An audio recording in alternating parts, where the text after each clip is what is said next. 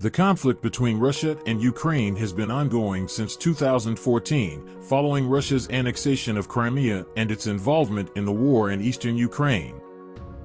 The situation has resulted in thousands of deaths and displacement of people, and has strained relations between Russia and the international community. There are several ways that the conflict could come to an end. Diplomatic solution. Diplomatic efforts to resolve the conflict have been ongoing for years, most notably through the Normandy format negotiations involving Ukraine, Russia, France, and Germany. A diplomatic solution would involve negotiations between the conflicting parties to reach a mutually agreed upon resolution, such as an exchange of prisoners, a ceasefire, or the withdrawal of troops.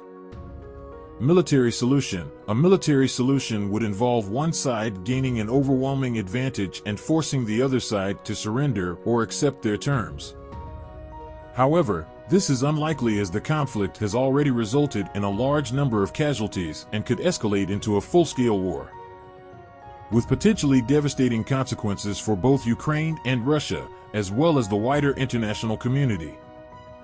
International intervention. International organizations such as the United Nations or NATO could intervene in the conflict, potentially through peacekeeping forces or economic sanctions. This would require the support of the international community and could help bring about a peaceful resolution.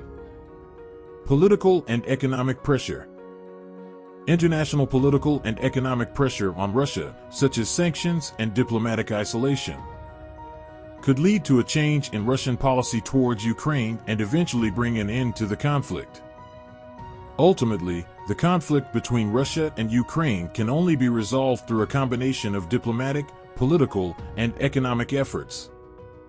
It will require cooperation and compromise from both sides, as well as support from the international community.